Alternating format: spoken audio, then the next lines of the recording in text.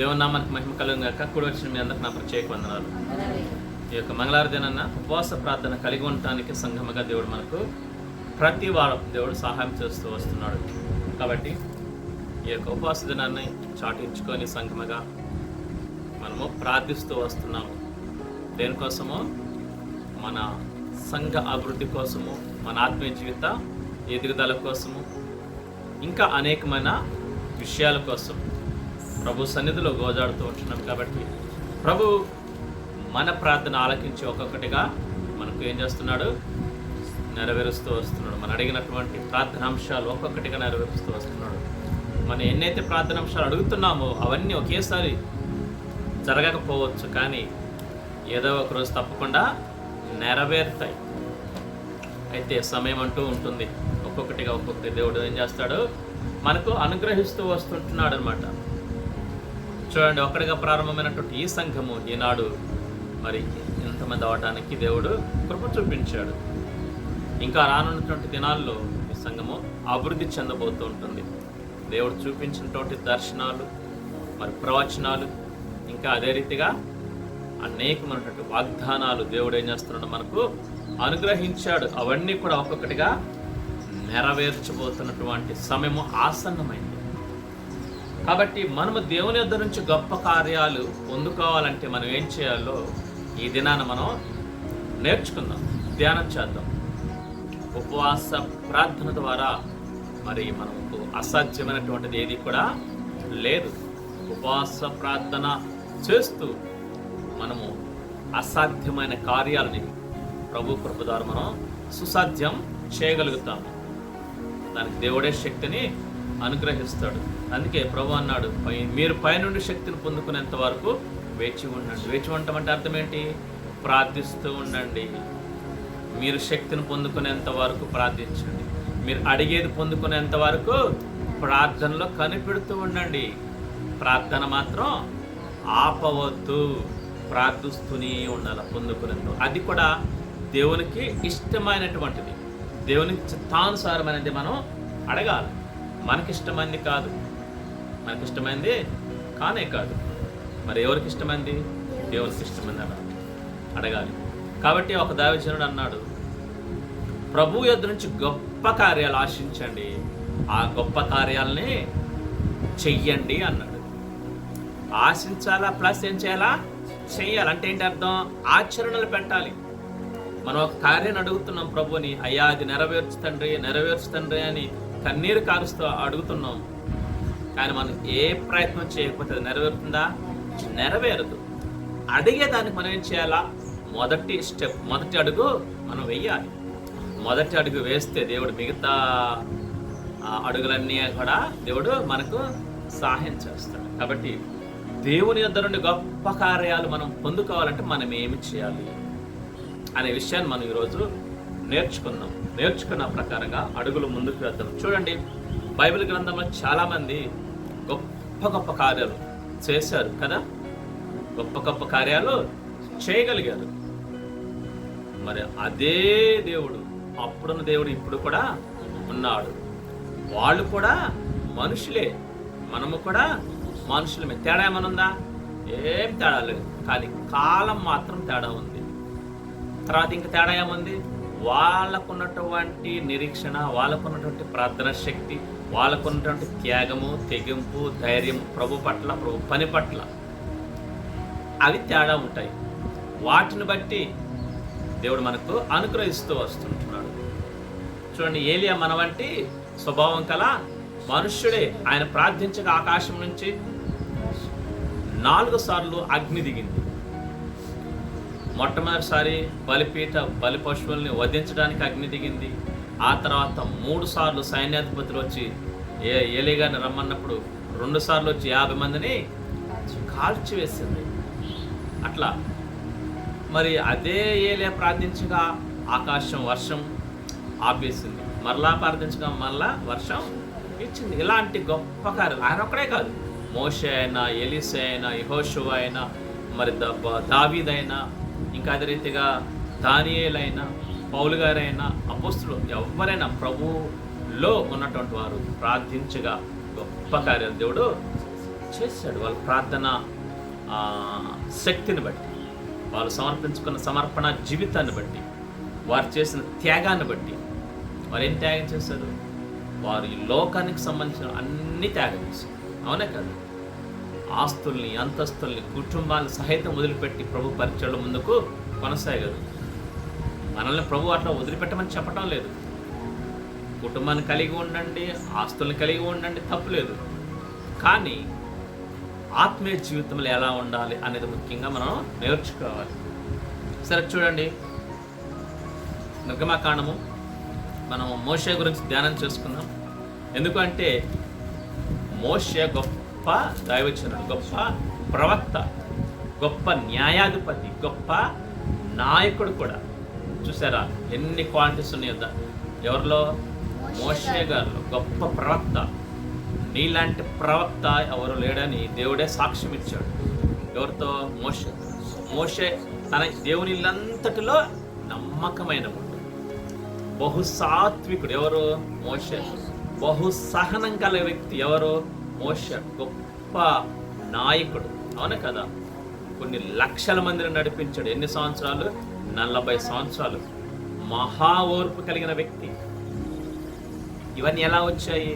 అంతకుముందు దుడుకు, కోపం, ఒక్క దెబ్బతోనే ఒక వ్యక్తిని చంపేసిన వ్యక్తి. ఎక్కడ? ఐగుప్తు దేశంలో ఉన్నప్పుడు. బహుకోపిష్టి. అంతేకాకుండా ఏమంటారు, కంగారు ఎక్కువ. ఇలాంటి చాలా ఉన్నాయి. కానీ ఎప్పుడైతే దేవునికి లోబడ్డాడో, ఎప్పుడైతే తన జీవితాన్ని ప్రభుకు సమర్పించుకున్నాడో, ఎప్పుడైతే తనకు తానుగా త్యాగం చేసుకున్నాడు, కుటుంబాన్ని వదిలివేసి ప్రభు చెప్పిన పనిలో ముందుకు కొనసాగాడు, అప్పుడు ఇవన్నీ వచ్చాయి. ఏమిటి? సాత్వికుడు, నమ్మకస్తుడు, గొప్ప ప్రవక్త, గొప్ప న్యాయాధిపతి, గొప్ప నాయకుడు. ఇవన్నీ ఎలా వచ్చాయి? దేవునికి తనను తాను పూర్తిగా సమర్పించుకున్నప్పుడు, దేవునికి పూర్తిగా లోబడినప్పుడు దేవుడు ఏం చేశాడు? పూర్తిగా మార్చేసాడు. రోమపత్రిక మనం చూస్తాం కదా చాలాసార్లు. 12వ అధ్యాయం 1 వచనం, అనుకూలమును ఉత్తమమును దేవుని చిత్తానికి మనం ఏం చేయాలంట? మన ప్రాణాత్మ దేహములను సజీవయాగముగా సమర్పించుకోమన్నాడు. మోషే అలా చేశాడు. కాబట్టి దేవుని ఉన్నతమైన గుణ లక్షణాలన్నీ కూడా మోషేకు వచ్చాయి. అందుకనే ఆయన మామూలు మనిషి ఏం కాదు. ఐగుప్తులో ఉన్నప్పుడు ఎలాంటి వ్యక్తి? రాజవంశంలో పెరిగిన వ్యక్తి. అవునే కదా? ఫరో కుమార్తె కుమారుడుగా పెరిగాడు. అంటే ఐగుప్తు దేశం మొత్తాన్ని పరిపాలన చేసే అధికారం ఉన్నటువంటి వ్యక్తి. కానీ దేవుడు ఏం చేశాడు? అక్కడ నుంచి పక్కకి తప్పించాడు. అంటే మోషే కూడా నిర్ణయించుకున్నాడు, నా స్వజనులను నేను నడిపించాలి. అయితే ఎలా నడిపించాలనుకున్నాడు? తన సొంత జ్ఞానంతో, తన సొంత బలంతో నడిపించాలనుకున్నాడు.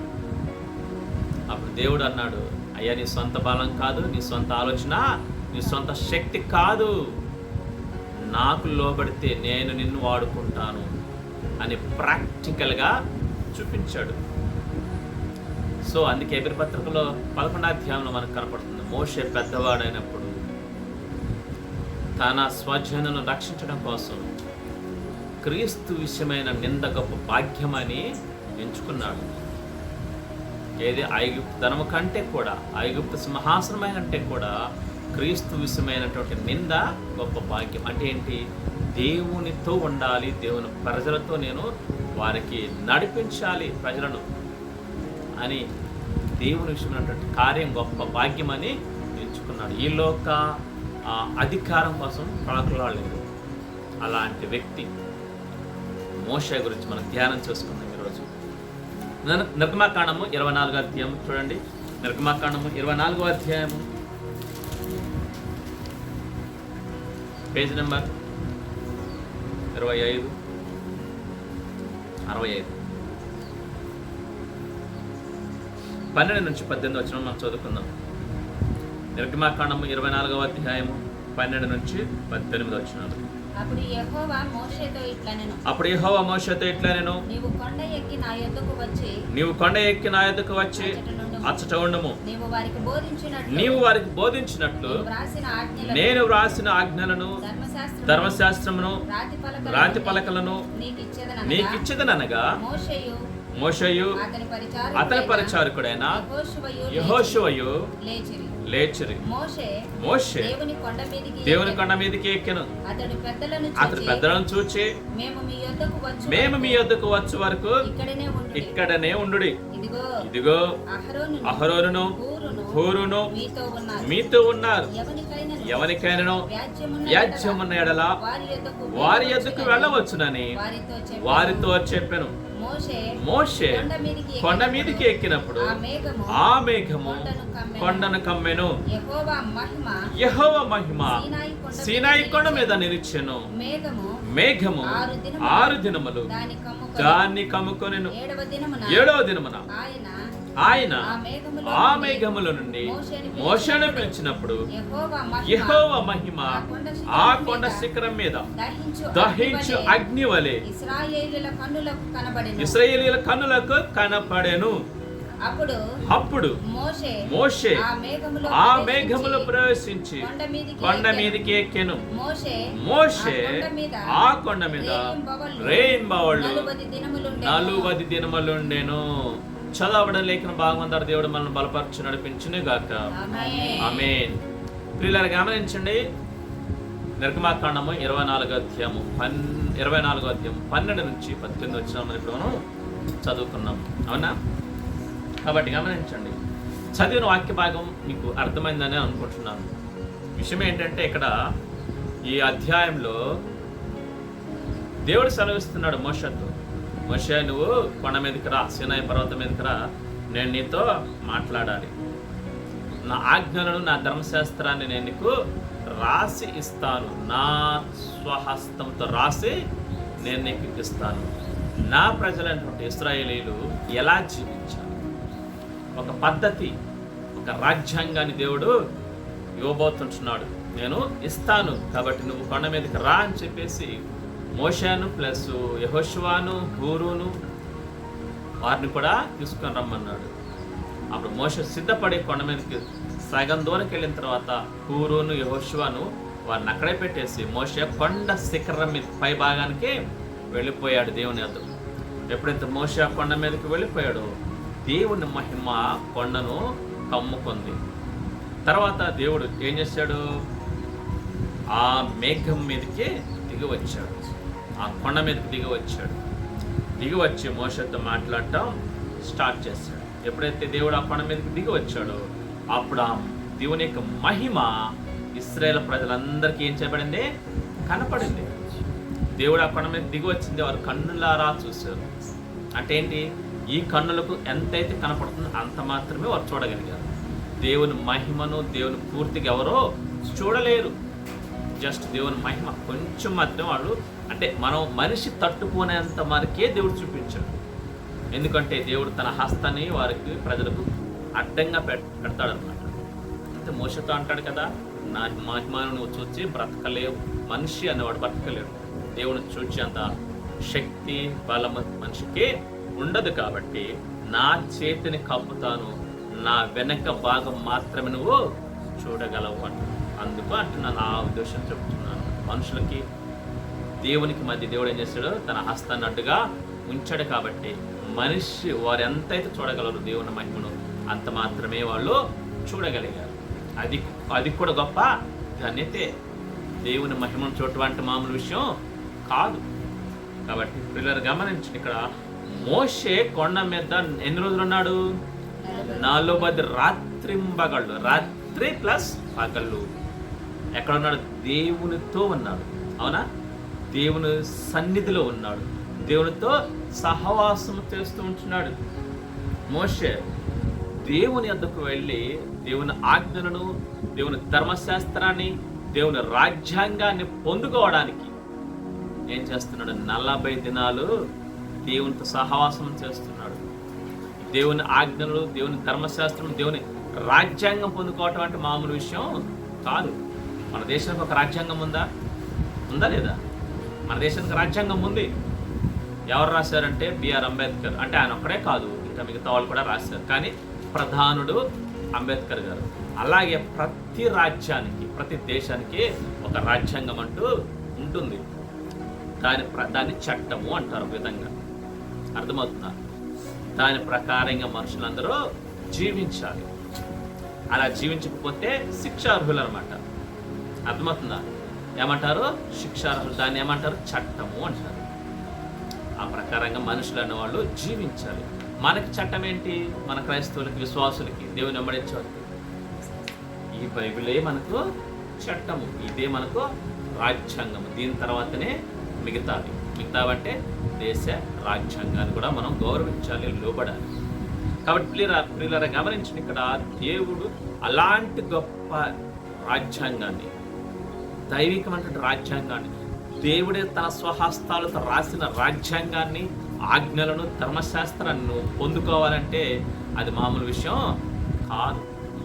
కాబట్టి అందుకే అలాంటి గొప్ప కార్యం కోసం మోషే ఏం చేస్తున్నాడు? 40 దినాలు కొండ మీద ఉపవాసం ఉండి ప్రార్థిస్తున్నాడు. ఎవరితో? ప్రభుత్వనే మాట్లాడుతున్నాడు. ప్రార్థన అంటే ఏంటి? ప్రభుత్వ మాట్లాడటం. అవును కదా? ఇప్పుడు మీరు 40 దినాలు ఉపవాస ప్రార్థన చేస్తున్నారు. ప్రభుత్వం మాట్లాడుతున్నారా లేదా? ఇదే ప్రార్థన, అదే మాట్లాడటం. దేవుడు కూడా మోషతో మాట్లాడుతున్నాడు. చాలా గొప్ప కార్యం. దేవుని ఆజ్ఞలను, దేవుని యొక్క ధర్మశాస్త్రాన్ని మనం పొందుకోవటం చాలా గొప్ప భాగ్యం. దేవుని స్వరం వింటున్నాడు మోషే అక్కడ 40 దినాలు. కాబట్టి దేవుని ఆజ్ఞలను, దేవుని ధర్మశాస్త్రాన్ని, దేవుని వాక్యాన్ని పొందుకోవడానికి మోషే ఏం చేస్తున్నాడు? 40 దినాలు ఉపవాస ప్రార్థన చేస్తున్నాడు కొండ మీద. కాబట్టి మన జీవితంలో కూడా గొప్ప కార్యాలు జరగాలన్నా, గొప్ప అద్భుతాలు మనం చూడాలన్నా, చెయ్యగలగాలన్నా కూడా ఏం చేయాలి? మొదటిగా 40 దినాల ఉపవాస ప్రార్థన మనకు అవసరం. చెయ్యాలి, ప్రతి విశ్వాసం చేయాలి. ఇది పద్ధతి, బైబిల్ పద్ధతి. ఇక్కడ మోషే చేస్తున్నాడు లేదా? ఇంకా చాలామంది చేస్తారు. అయితే అందరి గురించి రాయబడటం కష్టం కాబట్టి, బైబిల్స్ పట్టదు కాబట్టి, మనం చదవలేము కాబట్టి, అంత సమయం ఉండదు కాబట్టి ఒక్కొక్క చోట దేవుడు రాయించి పెట్టాడు. ఇక్కడ మోషే చేశాడు 40 దినాలు, ఏలియా చేశాడు 40 దినాలు, ఎలీషా చేశాడు 40 దినాలు, ఎస్తేరు చేసింది 40 దినాలు. ప్రతి ఒక్కరు చేశారు. బైబిల్లో ప్రతి ఒక్కరు చేశారు. కాబట్టి ఇక్కడ మోషే గొప్ప కార్యమైనటువంటి దేవుని ఆజ్ఞలను, ధర్మశాస్త్రాన్ని పొందుకోవడానికి ఏం చేస్తున్నాడు? 40 దినాల ఉపవాస ప్రార్థన చేస్తూ ఉంటున్నాడు. మీరు కూడా చేస్తున్నారు కదా. వాళ్ళకి ఎన్నో రోజు? 19వ రోజు. కాబట్టి ఇంకొక 21 రోజులు మీ 40 దినాల ఉపవాస ప్రార్థన ముగిసిపోతుంది. అలా అని చెప్పేసి ఆ తర్వాత మరలా మామూలుగా ఉంటారా అంటే కాదు. ఇప్పుడు ఎలాగైతే కొనసాగుతున్నామో దేవునితో సహవాసము, అది ఎప్పటికి కూడా ఆగకూడదు. ఇప్పుడు ఎలా ప్రభుత్వ సహవాసం కలిగి ఉంటున్నాం అధిక సమయం, మనం ఈ భూమి మీద ఉండేంత వరకు కూడా అలాగ అధిక సమయం ప్రభుత్వ సహవాసం కలిగి ఉండాలి. ఇప్పుడు శక్తిని పొందుకున్నాం కదా అని చెప్పేసి ఏమంటారు, నిర్లక్ష్యంగా ఉన్నట్లయితే మనము పొందుకున్న దాన్ని కోల్పోయే ప్రమాదం ఉంటుందన్నమాట. అంటే మనమే దాన్ని పోగొట్టుకుంటాము. అలా జరగకూడదంటే తరచుగా ఉపవాసాలు చేస్తూ ఉండాలి. మనం చూసుకున్నాం కదా, పౌలు గారు ఏం చేస్తాడంట? తరచుగా ఉపవాస ప్రార్థనలు చేస్తున్నాడు. ఇప్పుడు 40 దినాలు చేయాలి, ఆ తర్వాత 21, 14, 7, 3, 1 ఇది కంటిన్యూ అవుతుండాలి. అంటే 40 దినాలు ఒకసారి చేయాలి, కానీ 21, 14, 7, 3, 1 అనేది మాత్రం కంటిన్యూస్గా జరుగుతూ ఉండాలి. తరచుగా చేయాలి. వెంబటే కాకపోవచ్చు, కానీ తరచుగా చేయాలి. కనీసం 3 నెలలకు ఒకసారైనా, 5 నెలలకు ఒకసారైనా చేయాలి. ఏది? 21, 14, 7, 3 రోజులు ఒక రోజు అంటే అది వేరే విషయం. కాబట్టి అలా చేయటం అనేవి ఏంటి అంటే ప్రభుత్వ సహవాసాన్ని మనం కలిగి ఉంటాము. మన ఆత్మీయ జీవితానికి ఆత్మీయ ఆహారము అందుతూ ఉంటుంది. మోషే ఇక్కడ అదే చేస్తున్నాడు. గొప్ప కార్యాన్ని పొందుకోవడం కోసం మోషే ఇక్కడ ఆ పనే చేస్తూ ఉంటున్నాడు. చూడండి, ద్వితీయోపదేశకాండం 3వ అధ్యాయం 8వ అధ్యాయం 3వ వచనం. మోషే గొప్ప కార్యం కోసం 40 దినాలు ఉపవాసం ఉండి ప్రార్థిస్తున్నాడు, ప్రభుతో మాట్లాడుతూ ఉంటున్నాడు, ప్రభుతో సహవాసం కలిగి ఉంటున్నాడు. 8వ అధ్యాయము 3వ వచనం మనం చూస్తున్నట్లయితే ఆహారము వలనే గాక ఉమ్, యెహోవా సెలవిచ్చిన ప్రతి మాట వలన నరులు బ్రతుకుదురని ఉమ్, నీకు తెలియజేయుటకు ఆయన నిన్ను అణచి నీకు ఆకలి కలుగజేసి ఉమ్. నీవే కాని నీ పితరులే కాని ఎన్నడెరుగని మన్నాతో నిన్ను పోషించారు చూడండి ఈ 40 సంవత్సరములు 3వ వచనం మాత్రమే. ఇక్కడ మనం చూసినట్లయితే ద్వితీయోపదేశ కాండము 8వ అధ్యాయము 3వ వచనంలో దేవుడు సెలవిస్తుంటున్నాడు, ఆహారము వలనే కాదు, దేవుని నోట నుండి వచ్చి ప్రతి మాట వలన మనుషుడు నరులు బ్రతుకుతారు. ఇక్కడ మోషే ఎలా అక్కడ ఉన్నాడు 40 దినాలు కొండ మీద అంటే దేవుడు మాట్లాడుతూ ఉంటున్నాడు. మోషే మాట్లాడుతున్నాడు, దేవుడు కూడా మాట్లాడుతున్నాడు. ఆ మాటల వలన మోషే అక్కడ బ్రతికి ఉన్నాడు. అయితే మోషే అక్కడ ఏం చేశాడు అంటే ఆహారము తీసుకోలేదు, నీళ్లు కూడా తాగలేదు. ఆ వచ్చిన చూడండి, అదే అధ్యాయము 9వ అధ్యాయము 9వ వచనం, ద్వితీయోపదేశ కాండం 9:9. ఆ రాతి పలకలు అనగా యెహోవా మీతో చేసిన నిబంధన సంబంధమైన పలకలను తీసుకొనుటకు నేను కొండెక్కినప్పుడు అన్నపానములు మాని ఆ కొండ మీద 40 పగళ్ళు 40 రాత్రులు ఉంటిని. అప్పుడు దేవుని వ్రేలితో వ్రాయబడిన 2 రాతి పలకలను యెహోవా నాకు అప్పగించాడు. చూడండి, ఇక్కడ మోషే సెలవిస్తుంటున్న ఆయన నోటితో ఆయనే చెప్తున్నాడు. 9:9 ఏమంటున్నాడు? ఆ రాతి పలకలు అంటే ఏంటి? దేవుని ధర్మశాస్త్రాన్ని, దేవునికి ఆజ్ఞలు నేను తీసుకోవడానికి ఆ కొండ మీదకి ఎక్కాను. అయితే 40 దినాలు కూడా అన్నపానములు మాని, అవునా కదా, భోజనము లేదు, కనీసం మంచినీళ్ళు కూడా తీసుకోలేదు ఆయన 40 దినాలు. మరి ఎలా ఉన్నాడు అంటే దేవుడు మాట్లాడుతున్నాడు కదా, దేవుని నోట నుండి వచ్చి ప్రతి మాట వలన నరులు బ్రతుకుతారని 3వ వచనం చూసుకున్నాం కదా 8:3లో.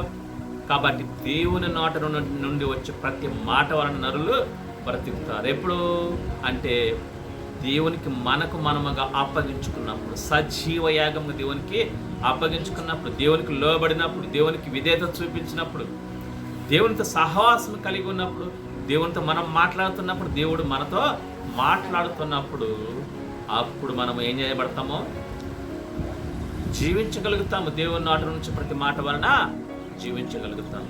చూడండి, దేవుని నోట నుండి వచ్చే ప్రతి మాట వలన మనుషుడు ఏం చేస్తాడంట? జీవిస్తాడు. సో 40 దినాలు ఉపవాస ప్రార్థన చేస్తున్నారు అంటే, నేను కూడా చేస్తున్నారు అంటే అర్థం ఏంటి? దేవుడే మిమ్మల్ని పోషిస్తాడు, దేవుడే మీకు శక్తిని ఇస్తాడు, భయపడాల్సిన పనే లేదు. అయితే దేవుని సహవాసం లేకుండా, దేవుని శక్తిని పొందుకోకుండా మిగతా వాళ్ళు గనక 40 దినాలు ఉపవాసం చేయమని చెప్పండి, అది అసాధ్యం. అదే అసాధ్యం. అలా చేసి చనిపోయిన వాళ్ళు కూడా ఉన్నారు, అవునే కదా? ఫ్యాన్ ఆఫ్ చేయమని అర్థం. అలా చేసి చనిపోయిన వాళ్ళు కూడా ఉన్నారు. కాబట్టి గమనించండి, ఆఫ్రికా ఖండంలో కూడా అదే జరిగింది. దేవుని నామానికి అవమానం కలిగేలా వాళ్ళు చేశారు. 40 దినాల ఉపవాస ప్రార్థన చేయటం మంచిదే, కానీ దేవునికి లోబడాలి, దేవునికి అప్పగించుకోవాలి. మనమే అప్పగించుకుంటే దేవుడు శక్తిని ఇస్తాడు. కానీ అలా కాకుండా ఇష్టానుసారంగా జీవిస్తూ దేవునికి లోబడకుండా మరి నేను కూడా చేస్తానని పౌరుషానికి వెళితే ఏమవుతుంది? ప్రాణాలు కోల్పోవాల్సి వస్తుంది. 40 దినాల కోసం ప్రార్థన చేయటువంటి మనిషికి అది అసాధ్యము. సైంటిస్టే చెప్పారు, మహా అయితే 18-20 రోజులు కష్టంగా బతుకుతారు, ఏమి తినకుండా.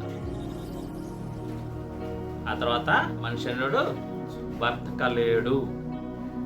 కానీ మనం 40 దినాలు చేస్తున్నామంటే అర్థం ఏంటి? ఏమైనా తింటున్నామా? ఏమి తినట్లేదు. కాబట్టి మనుషులు తాగుతున్నాం, మజ్జిగ నిమ్మరసం. ఇది కూడా ఎందుకంటే కొన్ని గ్యాస్ ట్రబుల్స్ మనకు రాకుండా, అటాక్ చేయకుండా ఉండటానికి. ఏమి తినవు కాబట్టి. అయితే మరి ఇలా 40 దినాలు మనం ఉండగలుగుతున్నామంటే ఎలా ఉండగలుగుతాం? కేవలం దేవుని శక్తి, అంతే. అబ్రహాం పాస్టర్ గారు 5 సంవత్సరాలు ఏకదాటిగా చేశాడు. ఎన్ని సంవత్సరాలు? 5 సంవత్సరాలు ఏకదాటిగా చేశాడు. అప్పుడు దేవుడే ఆపమని చెప్పాడు, ఇక ఆపు చాలు అన్నాడు. చూడండి, ఆ 5 సంవత్సరాలు మరి ఎవడైనా చేయగలడా? అది అసాధ్యం.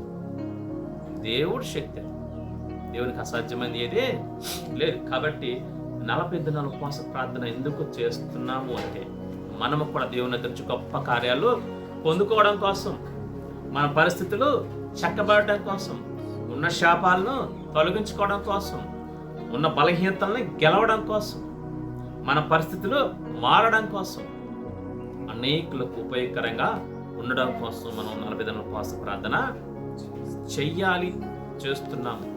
కాబట్టి మోషే కూడా దేవుని దగ్గర నుంచి దేవుని ధర్మశాస్త్రాన్ని, దేవుని ప్రజలకు దేవుని రాజ్యాంగాన్ని పొందుకోవడం కోసం 40 దినాలు ప్రభుతో గడిపాడు. గడిపి ఆయన దేవుని యొక్క ఆ రాతి పలకలను తీసుకున్నాడు.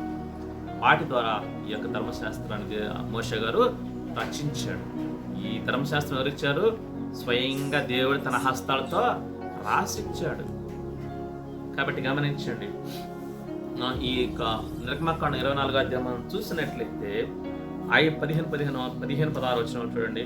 మోషే కొండ మీదకి ఎక్కినప్పుడు ఆ మేఘము కొండను కమ్మెను. చూడండి, యెహోవా మహిమ సీనాయి కొండ మీద నిలిచెను. ఇక్కడ కూడా దేవుని మహిమ ఆ కొండను కమ్ముకుంది. ఎప్పుడు? మోషే కొండ మీదకు ఎక్కినప్పుడు. ఎందుకు?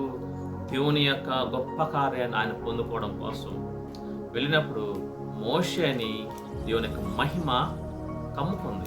మోషేని దేవుని యొక్క మహిమ ఆవరించింది. అవునా కదా? మనం లూకా సువార్తలో చూస్తాం, మరియమ్మ తల్లి గారు తనను కూడా దేవుని యొక్క మహిమ కమ్ముకుంది. అవును కదా? దేవుని దూత గబ్రియేలు సెలవిస్తుంది, పరిశుద్ధాత్మ శక్తి నిన్ను కమ్ముకొనును. కాబట్టి ఆ అనుభవంలోకి మనము రావాలి. విశ్వాసమైన ప్రతి వ్యక్తి ఏం చేయాలా? దేవుని మహిమను పొందుకునే అనుభవంలోనికి ఎదగాలి.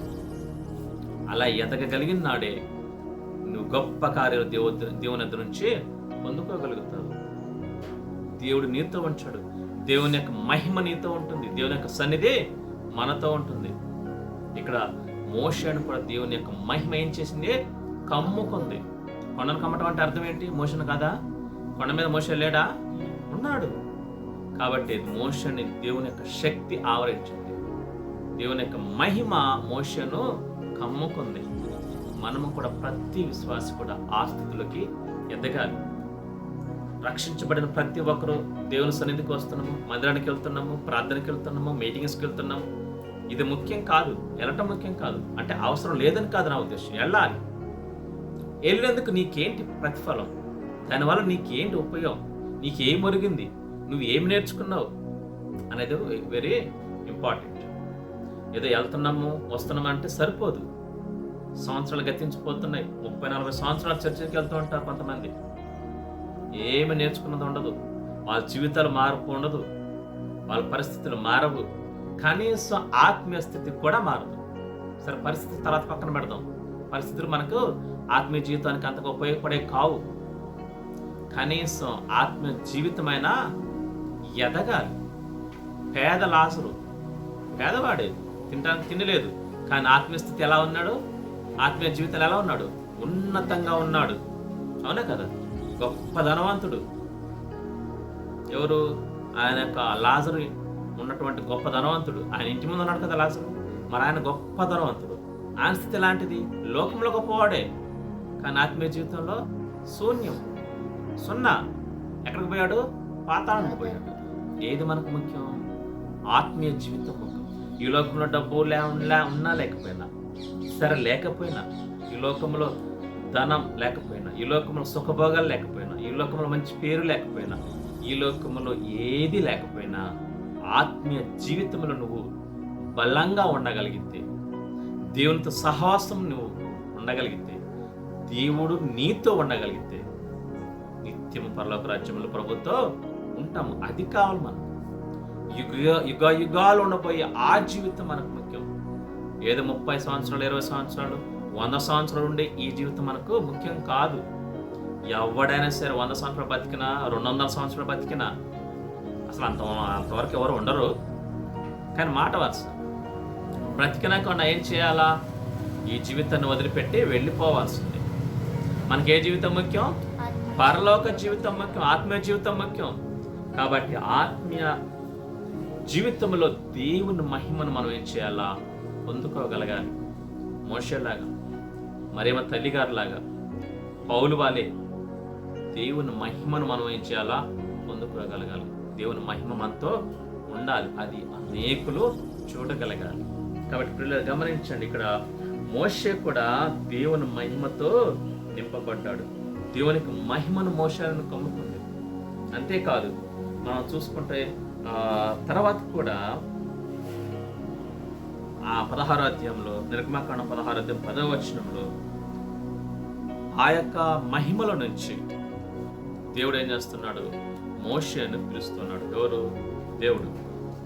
16వ అధ్యాయం 10వ వచనం మనం చూస్తే, అట్లు అహరోను ఇశ్రాయేలీయుల సర్వ సమాజంతో మాట్లాడుచుండగా వారు అరణ్యము వైపు చూచినప్పుడు యెహోవా మహిమ ఆ మేఘంలో వారికి కనపడెను.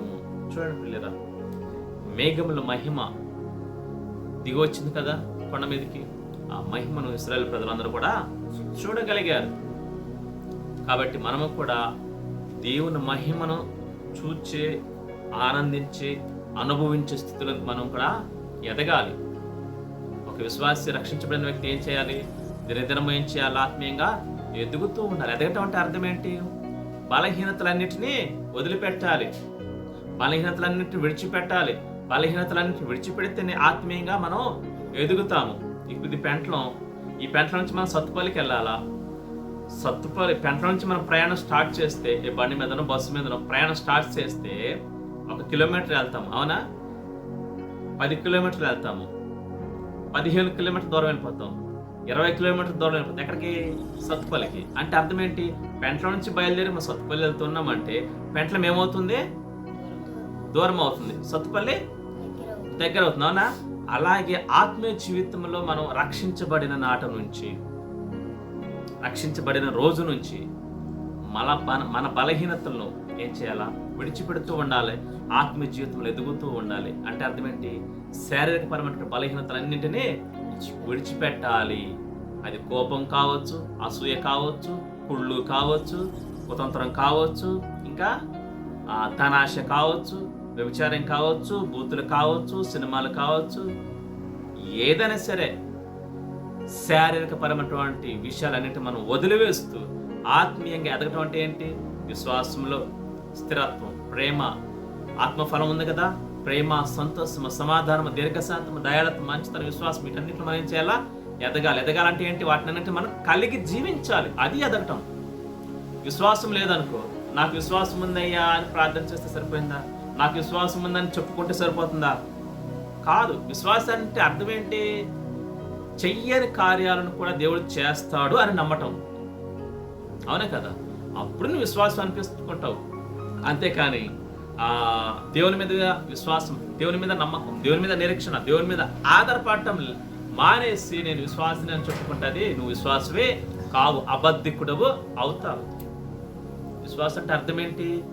దేవుని మీద ప్రేమ కలిగి, దేవుని మీద నమ్మకం కలిగి ఉంటాం. దేవుడు నా జీవితంలో ఏదైనా చేస్తాడని పూర్తిగా దేవునిపై ఆధారపడటం.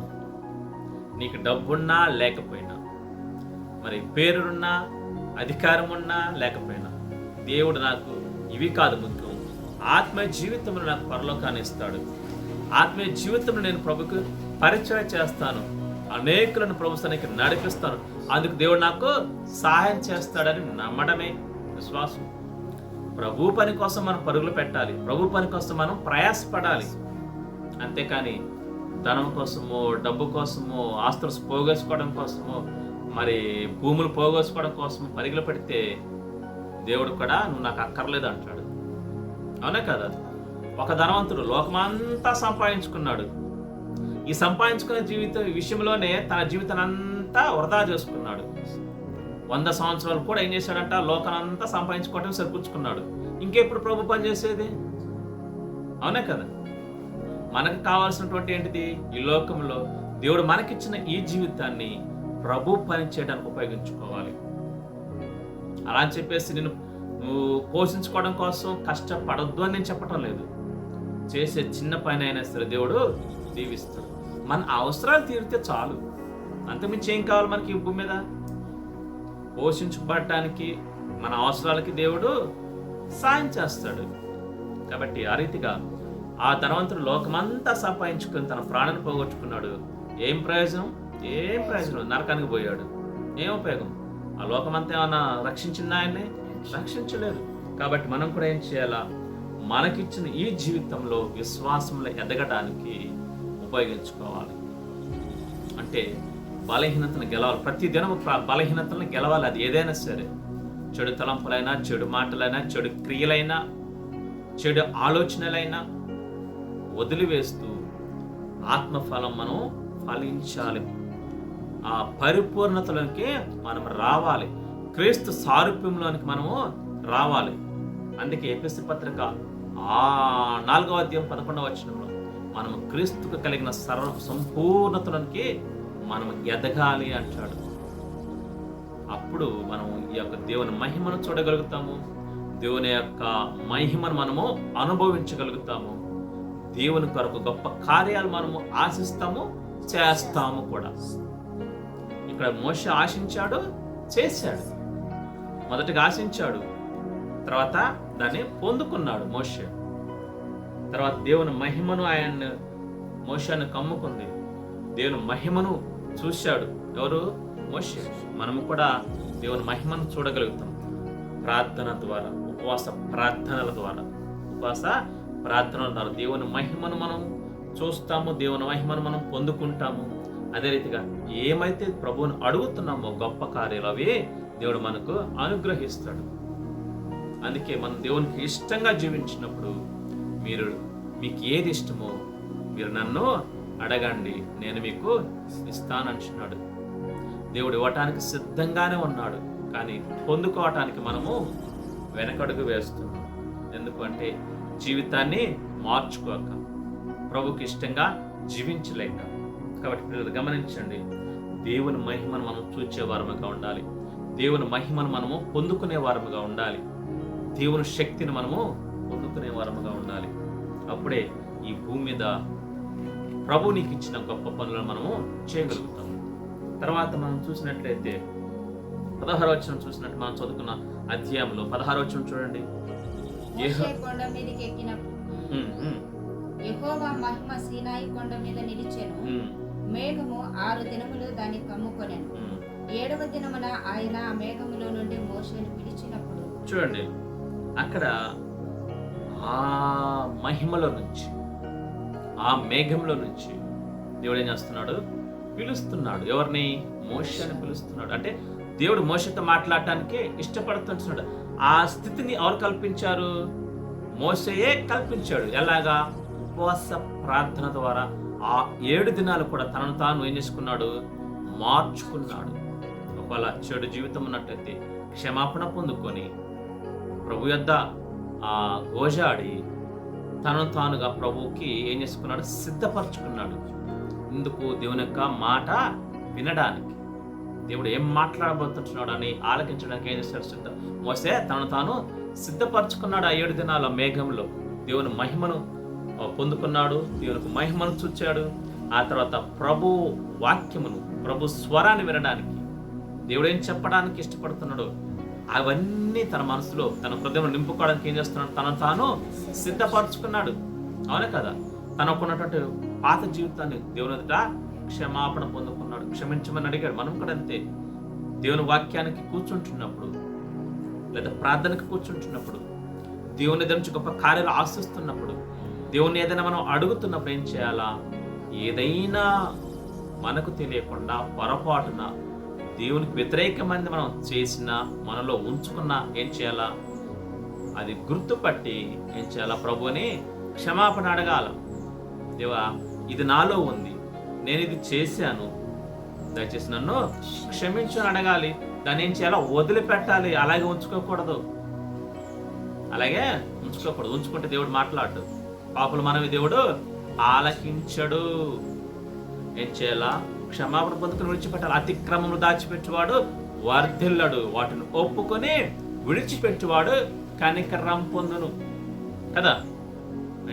ఏం చేయాలా? ఒప్పుకొని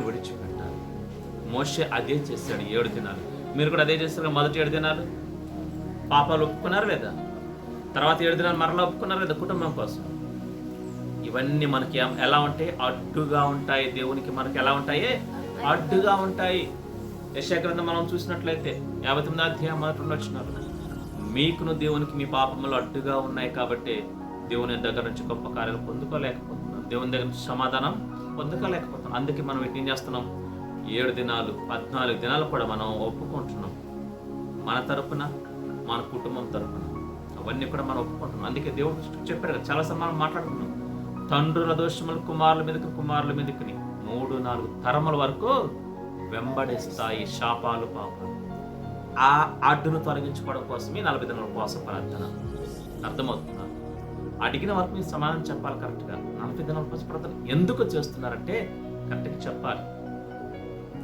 నేను చేసిన పాపాలు, నా కుటుంబం చేసిన పాపాలు, నా తల్లి తరపు బంధువుల పాపాలు, నా తండ్రి తరపు అంటే వంశవృక్షం నేను చెప్పేది, బంధువులందరి కోసం కాదు, జస్ట్ వంశం మాత్రమే.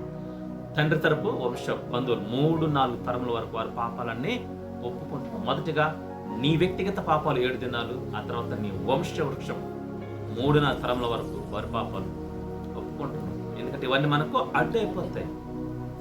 అందుకే ఒక అన్న గురించి కూడా మీకు చెప్పాను, ఒక కాపరి గురించి, సిద్ధనపల్లి దగ్గర ఉన్న ఒక కాపరి గురించి కూడా చెప్పాను. 30 సంవత్సరాలు దాటిన తర్వాత వారి వంశంలో ఆ మగవాళ్ళందరినీ తీసుకెళ్ళిపోతుంది. అదే స్వయంగా చెప్పింది కదా. ఇవన్నీ అదేంటి? శాపం. అలాంటి శాపాలు కూడా తొలగించుకోవడం కోసమే మేము 40 దినాల కోసం ప్రార్థన చేస్తున్నామని అడిగిన వారికి కరెక్ట్గా సమాధానం చెప్పాలి. వాళ్ళకి తెలియదు. ఒక విషయం కోసమేనా, ఈ రెండింటి కోసమైనా 2 రోజుల ఉపవాస ప్రార్థన చేయాలంటారు. వాళ్ళకి తెలియక అంటారు, అయ్యా ఇవే కాదు, ఇంకా చాలా ఉన్నాయి, రండి కూర్చోండి, మీకు నేర్పిస్తాం, చెబుతాం, లేదంటే చర్చికి తీసుకురండి, వాళ్ళని తెలుసుకుంటారు. కాబట్టి ఎందుకు అంటే ఉన్నటువంటి పాపాలు, శాపాలు, అపరాధాలు, దోషాలంటే మనం ఏం చేస్తున్నాం? తొలగించుకుంటున్నాం ఒప్పుకోవటం ద్వారా. అంతేనా అంటే అంతేకాదు. ఒప్పుకున్న తర్వాత దేవుని శక్తిని మనం పొందుకోవడం కోసం కూడా చేస్తున్నాం. దేవుని స్వరాన్ని వినడం కోసం కూడా చేస్తున్నాం. దేవుడు మాట్లాడతాడు. 40 దినాలు తప్పకుండా మాట్లాడతాడు. ఏదో ఒక రోజు, ఏదో ఒక సమయంలో, ఎప్పుడో తెలియదు, ఎలాగో తెలియదు. అయితే ఆశపడాలి మీరు. దేవా నాతో మాట్లాడు, నీ స్వరం నాకు వినిపించు, నాకు కనపడు అని మాట్లాడితే దేవుడు తప్పక మాట్లాడతాడు. ఒక సహోదరి మన సంఘంలో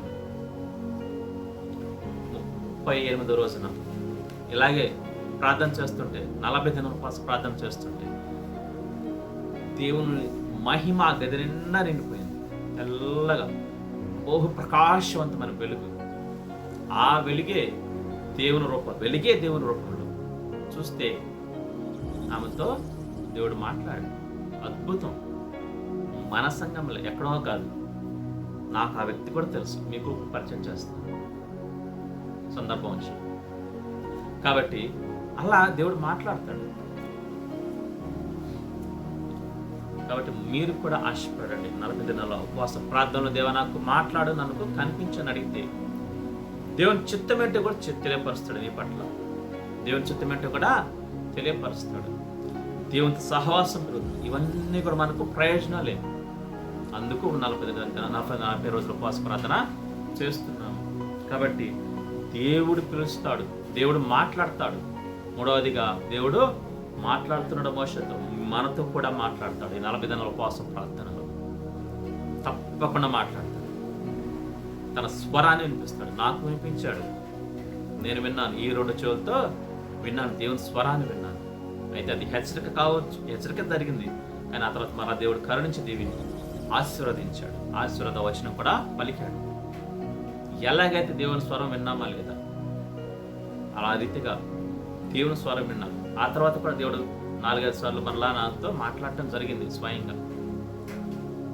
చిన్న చిన్న మాటలే అయినా సరే వాటికి లోబడుతూ ప్రభుకు అప్పగించుకొని ప్రభుత్వ సహవాసం ఉంటే దేవుడు గొప్ప కార్యాలు చేయడానికి ఇష్టపడతాడు. నీ ద్వారా జరిగిస్తాడు కూడా. దేవునికి ఇష్టంగా మనం జీవించినట్లయితే దేవుని స్వరం మనం వినేవాళ్ళంగా ఉండాలి. ఆ అనుభవాలకు రావాలి. మోషే దేవుని మహిమను చూచాడు, దేవుని మహిమను అనుభవించాడు, తర్వాత దేవుని స్వరాన్ని వింటున్నాడు. ఇవి కూడా మన జీవితం 3 జరగాలి. ఉపవాస ప్రార్థన ద్వారా ఇవి సాధ్యపడతాయి. కాబట్టి గమనించండి, దేవుని పిలుపును మనం వినాలి. దేవుని పిలుపును మనం వినాలి. ఇక్కడ మోషే వింటున్నాడు, దేవుని స్వరాన్ని విన్నాడు లేదా? మాట్లాడాడు, దేవుడే మాట్లాడాడు మోషేతో. కాబట్టి అదే రీతిగా దేవుని దండు గొప్ప కార్యాలు పొందుకోవాలన్నా కూడా మనం ఏం చేయాలంటే దేవుని యొక్క సహవాసాన్ని మనం కలిగి ఉండాలి దేవుని. ఆ రీతిగా మోషే ఏ రీతిగా 40 దినాల ప్రార్థనలో తన యొక్క గొప్ప కార్యాలు దేవునితో మరి చేయగలిగాడు. ఆ యొక్క దేవుని ధర్మశాస్త్రాన్ని పొందుకున్నాడు, దేవుని ఆజ్ఞలను పొందుకున్నాడు, దేవుని రాజ్యాంగాన్ని పొందుకున్నాడు. అంతేకాదు మోషే పలికిన ప్రతిదీ కూడా నెరవేరుతూ వచ్చింది. ఆత్మీయ జీవితంలో ఇశ్రాయేలు ప్రజల ఎన్నో గొప్ప కార్యాలు మోషే చేశాడు లేదా? గొప్ప కార్యాలు మోషే చేశాడు. ఐగుప్తు దేశంలో ఎన్ని తెగుళ్ళు? 10 తెగుళ్ళు ఎవరు? మోషే ద్వారా జరిగాయి. నీళ్ళని రక్తంగా మార్చాడు, కప్పలు రప్పించాడు, మరి పేలు రప్పించాడు, తర్వాత కందరీగలను మిడతలు రప్పించాడు, ఈగలు రప్పించాడు. జ్యేష్ఠ కుమారులందరూ చనిపోయారు, పశువులు చనిపోయారు. తర్వాత వీళ్ళకి చీకటి, ఐగుప్తులకు ఇశ్రాయేలుకు వెలుగు. ఇలాంటి గొప్ప కార్యాలు చేశాడు. తర్వాత ఎర్ర సముద్రం 2గా పాయలుగా చీల్చగలిగాడు. ఎవరు? మోషే. ఇవన్నీ ఎలా సాధ్యం? దేవుడి శక్తి, దేవునితో సహవాసం, 40 దినాల ఉపవాస ప్రార్థన ఫలితం. ఇవన్నీ గొప్ప కార్యాలు కదా. గొప్ప కార్యాలు పొందుకున్నాడు, చెయ్యగలిగాడు ప్రభు పక్షాన. అవును కదా? గొప్ప కార్యాలు చేయగలరు. మనం కూడా గొప్ప కార్యాలు పొందుకోవాలన్నా చేయాలన్నా ఉపవాస ప్రార్థనలే ముఖ్యం. ఉపవాస ప్రార్థనలే మనకు మార్గం, ఉపవాస ప్రార్థనలే మనకు ఆధారం. కాబట్టి ఉపవాస ప్రార్థన ద్వారా దేవుడు వెంటనే ఏం చేస్తాడు? కదులుతాడు. ఏం చేస్తాడు? కదులుతాడు. అంటే అర్థం ఏంటి? నువ్వు అడిగేది ఆయన చేయడానికి ముందుకు వస్తాడు అని అర్థం. ఉపవాస ప్రార్థన దేవుడు ఏం చేస్తాడు? కదులుతాడు. అయితే మన వైపు తప్పు లేకుండా ఉండాలి, మన వైపు సరిగా మనం ఉండాలి. అనుదినం ప్రార్థన, బైబిల్ వాక్య ధ్యానం, ప్రభు చెప్పినట్లుగా జీవిస్తూ, ప్రభు చెప్పినట్లుగా నడుచుకుంటూ అడుగులు వేస్తే దేవుడు తప్పకుండా మనం అడిగే ప్రతిదీ కూడా నెరవేరుస్తాడు. కాబట్టి అది కూడా ప్రభుకి ఇష్టమైనది మనం అడుగుతూ ఉండాలి. అందుకే ప్రభు కోసం మనం గొప్ప కార్యాలు ఆశించాలి. ఆ గొప్ప కార్యాలు చేయడానికి ఆచరణలో మనం పెట్టాలి. ఆచరణ పెట్టగలిగితే దేవుడు మిగతా పనులన్నీ కూడా ఆయనే చేస్తాడు. మన ముందు కూడా ఒక గొప్ప కార్యం ఉంది, 19వ తారీఖు. దానికోసం మనం ఇప్పటి నుంచి సిద్ధపడాలి. ప్రభు శక్తి ద్వారా దాన్ని మనం చేయగలగాలి. దేవుడు మనకు తప్పకుండా సాయం చేస్తాడు. కాబట్టి నీ జీవితంలో గొప్ప కార్యాలు జరగాలన్నా, నీ జీవితంలో గొప్ప అద్భుతాలు చేయాలన్నా ఉపవాస ప్రార్థనలే ఆధారం. ఉపవాస ప్రార్థనలే మనకు ద్వారం. ఉపవాస ప్రార్థనలే మనకు మరి వాటి ద్వారా మనం చేయగలుగుతాం. కాబట్టి గొప్ప కార్యాలు ప్రభు వద్ద నుంచి మనం పొందుకోవాలంటే ఉపవాస ప్రార్థన. తర్వాత 34వ అధ్యాయం చూడండి, 28వ వచనం, నిర్గమకాండం 34:28. అక్కడ చూస్తే మోషే మరొక మాట సెలవిస్తూ ఉంటున్నాడు మనకు. 34:28 చదవండి. అతడు 40 రేయింబగళ్ళు యెహోవాతో కూడా అక్కడ నుండెను. అతడు భోజనము చేయలేదు, నీళ్లు త్రాగలేదు. అంతలో ఆయన ఆ నిబంధన వాక్యములను అనగా 10 ఆజ్ఞలను ఆ పలకల మీద వ్రాసెను. చూడండి, ఇక్కడ 34వ అధ్యాయం, ఇందాక మనం ఎక్కడ చూసుకున్నాం? 24వ అధ్యాయంలో చూసుకున్నాం కదా. అక్కడ 40 దినాలు రేయింబాగులు ఉన్నాడు. ఆ తర్వాత ఇవన్నీ కూడా 31వ అధ్యాయం వరకు కూడా దేవుడు ధర్మశాస్త్రాన్ని ఇచ్చాడు. ఎవరికి? మోషేకి రాసి ఇచ్చాడు. ఆ 2 రాతి పలకలను ఇచ్చాడు. అవి పట్టుకొని వస్తూ భూమి మీదకి వస్తూ ఉన్నాడు, కొండ మీద నుంచి దిగి వస్తూ ఉన్నాడు. దేవుడు చెప్పాడు, నువ్వు కిందకి వెళ్ళి అర్జెంటుగా. నీ ప్రజలు ఏం చేశారంట? త్వరగా తొలగిపోయారు. దేవుని యొక్క మార్గం నుంచి త్వరగా తొలగిపోయి ఇష్టానుసారంగా జీవిస్తున్నారు. ఒక పోత బొమ్మను, విగ్రహాన్ని చేసుకొని, ఆ దూడను చూసుకొని దానికి సాగిల పడుతున్నారు. ఇష్టానుసారంగా జీవిస్తున్నారు. త్వరగా వెళ్ళని మోషేని కిందకి పంపించాడు. వచ్చి చూస్తే ఏం జరుగుతుంది? ప్రజలు విచ్చలవిడిగా చెడుతనం జరిగిస్తున్నారు. మోషేకు కోపం వచ్చింది, పట్టరాని కోపం వచ్చేసి ఆ పలకలు ఏం చేశాడు? వాళ్ళ మీదకి విసిరేసాడు. దాని ద్వారా మహాభూకంపం కలిగిన చాలా మంది చనిపోవటం జరిగింది. ఆ తదుపరి మరలా కొంత సమయానికి మరలా కొద్ది రోజులకి దేవుడు ఏం చేశాడంటే రెండోసారి, ఇప్పుడు మనం చదివింది రెండోసారి మరలా దేవుడు ఏం చేశాడు, మరలా నువ్వు కొండ మీదకి రా అన్నాడు.